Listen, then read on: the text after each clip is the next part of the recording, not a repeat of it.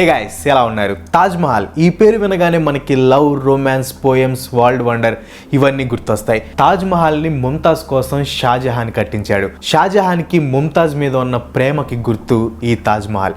ఇవే మనకి చిన్నప్పటి నుంచి తెలిసిన స్టోరీస్. కానీ రీసెంట్ ఇయర్స్ లో తాజ్ మహల్ స్టోరీ వేరని, అదొక హిందూ టెంపుల్ అని, ఇప్పటి వరకు తెరవని తాజ్ మహల్ డోర్స్ వెనక తాజ్ మహల్ యొక్క అసలు హిస్టరీ దాగి ఉందని ఇలా డిఫరెంట్ ఆర్గ్యుమెంట్స్ అండ్ డిబేట్స్ జరుగుతున్నాయి. అసలు తాజ్ మహల్ స్టోరీ ఏంటి, ఏ స్టోరీలో ఎంత నిజం ఉందో ఈ వీడియోలో తెలుసుకునే ప్రయత్నం చేద్దాం. ముందు ఫాస్ట్గా షార్ట్గా తాజ్ మహల్ స్టోరీ ఏంటో చూద్దాం. తాజ్ మహల్ని మొఘల్ ఎంపరర్ షాజహాన్ తన ఫేవరెట్ వైఫ్ కోసం కట్టించాడు. అవును, మీరు విన్నది కరెక్టే, ఫేవరెట్ వైఫ్ కోసం కట్టించాడు. షాజహాన్కి చాలా మంది భార్యలు ఉండేవాళ్ళు. ఎక్కువగా ఈ మ్యారేజెస్ అన్ని జస్ట్ పొలిటికల్ అలయన్సెస్ వల్ల జరిగాయి అన్నమాట. సో అందుకే షాజహాన్ కి ముంతాజ్ తో పోల్చుకుంటే మిగతా భార్యల మీద ఎక్కువ ప్రేమ ఉండేది కాదు. బట్ ముంతాజ్ ని మాత్రం షాజహాన్ ఇష్టపడి పెళ్లి చేసుకున్నాడు. ముంతాజ్ అంటే షాజహాన్ కి బాగా లవ్ అనమాట. కానీ వాళ్ళ 14వ పిల్లోడికి జన్మనిస్తున్న టైంలో ముంతాజ్ చనిపోయింది.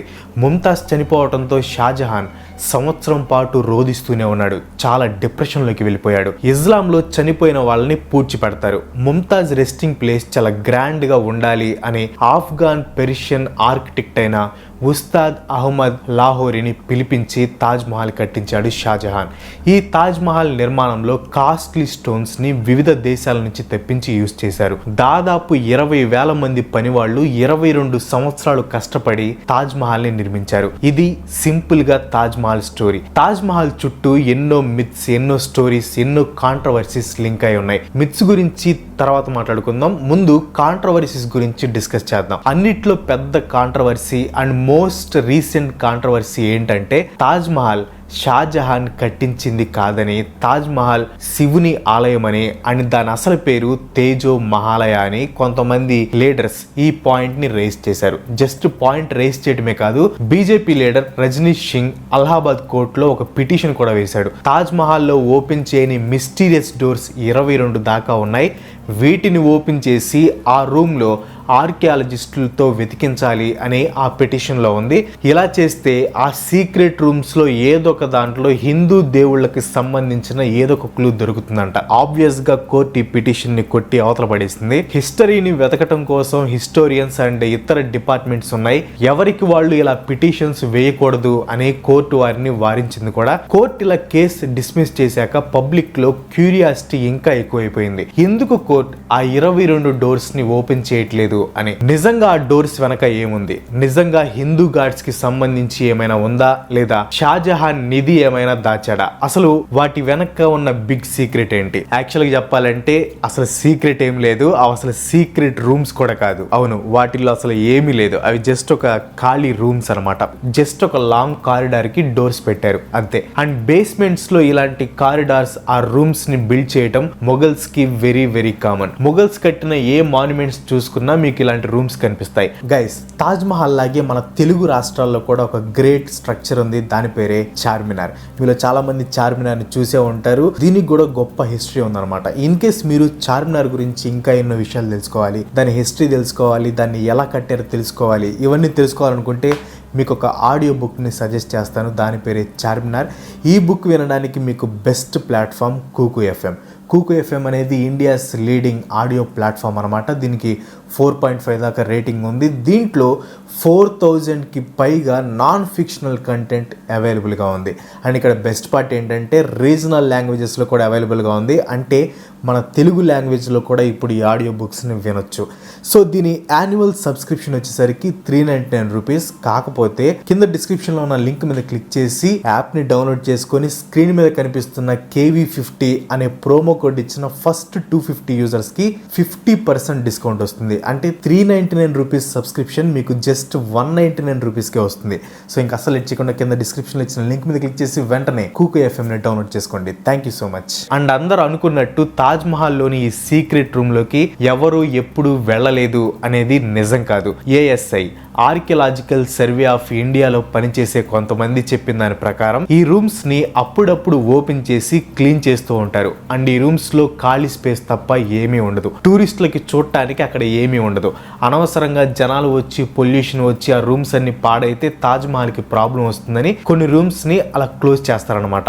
ఈ విషయం స్వయంగా ఒక ఏఎస్ఐ సీనియర్ ఆఫీసర్ కూడా చెప్పాడు. కోర్టు పిటిషన్ కొట్టేసింది. ఆఖరికి ఏఎస్ఐ స్టాఫే అరే బాబు ఈ రూమ్స్ లో ఏం లేవు అని చెప్పినా కూడా కొంతమంది ఉంటారు కదా, అదే పనిగా ఇలాంటి వాటిని పట్టుకొని కాస్త మసాలా యాడ్ చేసి సోషల్ మీడియాలో పోస్ట్ చేస్తారు.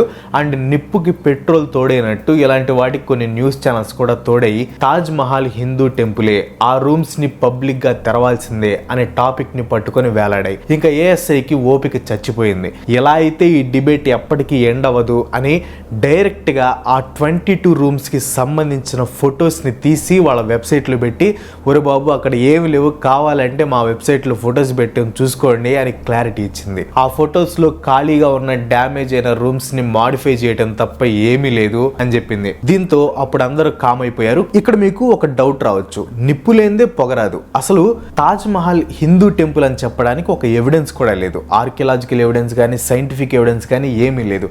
కానీ ఈ తాజ్ మహల్ హిందూ టెంపుల్ కానప్పుడు ఇది తేజో మహాలయ అనే పాయింట్ ఎలా రైజ్ అయింది? ఈ మెయిన్ ఇష్యూ అంతా రైజ్ అవడానికి మెయిన్ రీజన్ ఒకే ఒక వ్యక్తి, పురుషోత్తం నాగేష్ ఓక్, షార్ట్ గా పిఎం ఓక్ అని పిలుస్తారు. ఈ మొత్తం డిబేట్ కి మనోడే కారణం. ఈ తేజో మహాలయ డిబేట్ ని స్టార్ట్ చేసింది ఇతనే. ఇతను అసలు హిస్టోరియనే కాదు. ఈయనకి హిస్టరీ అంటే ఇష్టం, హిస్టరీ రాయడం అంటే ఇష్టం. ఈయన రీరైట్ చేసిన హిస్టరీ ప్రకారం తేజో మహాలయ ఒక శివుని టెంపుల్.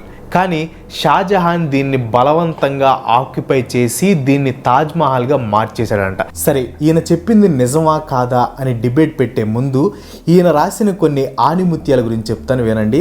ఇప్పుడు వాటికన్ సిటీ ఉంది కదా, ఇప్పుడు మన సాంస్క్రిట్లో వాటికా అనే పదం ఉంది. సో వాటికన్ అనే పదం వాటికా అనే సాంస్క్రిట్ పదం నుంచి వచ్చింది. సో వాటికన్ సిటీ కూడా హిందూ టెంపులే అని రాసేసాడు. ఇంకా కామెడీ అంటే క్రిస్టియానిటీ ఉంది కదా, క్రిస్టియానిటీ కూడా హిందూయిజంలో నుంచి వచ్చిందంట. దానికి ఆయన ఇచ్చిన ఎవిడెన్స్ ఏంటంటే, ఇప్పుడు క్రిస్టియానిటీ ఉంది, కృష్ణ ఉన్నారు కదా శ్రీకృష్ణుడు హిందూ గాడ్. సో కృష్ణ ఆ రెండు ఒకేలా అనిపిస్తున్నాయా? కృష్ణ, క్రిస్టియానిటీ, కృష్ణ నీతి. సో క్రిస్టియానిటీ అనే పదం కృష్ణ నీతి అనే పదం నుంచి వచ్చిందంట. కాబట్టి క్రిస్టియానిటీ హిందూయిజం నుంచి వచ్చిందే అని చెప్పేశాడు అనమాట, అని రాశాడు అనమాట. సో ఈ జస్ట్ ఈ రెండే కాదు, ఇలాంటి కొన్ని వందలు చెప్పాడు. అవన్నీ విన్నారంటే మెంటల్ వచ్చేసింది అనమాట. ఓన్లీ క్రిస్టియానిటీ గురించే కాదు, ఇస్లాం గురించి కూడా. ఈవెన్ కాబా ఉంది కదా, ఆ కాబా కూడా శివుని టెంపుల్ అని కూడా రాశాడు. సో అవన్నీ కొంచెం చూడటానికి కొంచెం కామెడీగా ఉంటాయి అనమాట. కాకపోతే ఇక్కడ మ్యాజిక్ ఏంటంటే ఆయన గుడ్డిగా ఫాలో అయ్యే వాళ్ళు కూడా చాలా మంది ఉన్నారు. అంటే ఆయన చెప్పేవి 100% నిజం అని నమ్మే వాళ్ళు కూడా చాలా మంది ఉన్నారనమాట. పిఎన్ఓకి రాసినవి ఒకసారి క్లియర్ గా అబ్జర్వ్ చేస్తే ఎన్నో మిస్టేక్స్ దొరుకుతాయి. కానీ ఇవి ఎవ్వరూ చూడరు, గుడ్డిగా నమ్మేస్తారు, డిబేట్స్ పెడతారు, పిటిషన్లు వేస్తారు. మీకు విషయం తెలుసా, ఈ పిఎన్ఓకి చేసిన క్లెయిమ్స్ మీద సుప్రీం కోర్టు జడ్జెస్ జోక్ చేశారనమాట. ఈ క్లెయిమ్స్ చేసినప్పుడు మీ మెంటల్ హెల్త్ సరిగ్గానే ఉందా మాస్టారు అని. అంతే కదా, మనకి నిజం అవసరం లేదు, మసాలా కావాలి. ఏదో ఒక సినిమాలో చెప్పినట్లు అందరికీ మ్యాజిక్లు, డిబేట్లు, ఆర్గ్యుమెంట్సే కావాలి, కానీ లాజిక్స్ ఎవ్వరికి వద్దు. ఇలాంటి ఫేక్వి మనం నమ్మేసి వాటిని ఫార్వర్డ్ చేసి ఆఖరికి అదే నిజం అని నమ్మేస్తాం. దానికి ఒక ఎగ్జాంపుల్ చెప్తాను చూడండి.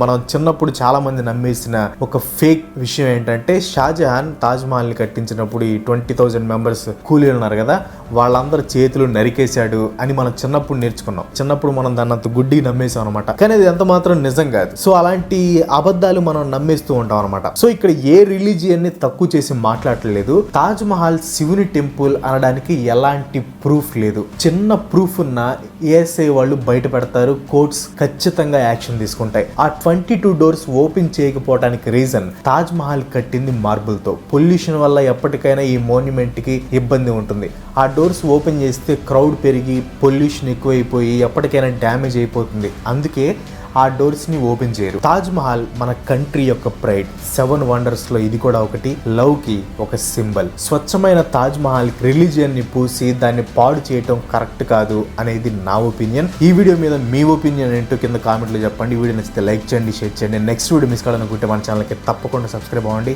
ఇంకో మంచి ఎపిసోడ్తో మళ్ళీ కలుసుకుందాం. అంతవరకు సెలవు, బాయ్ బాయ్.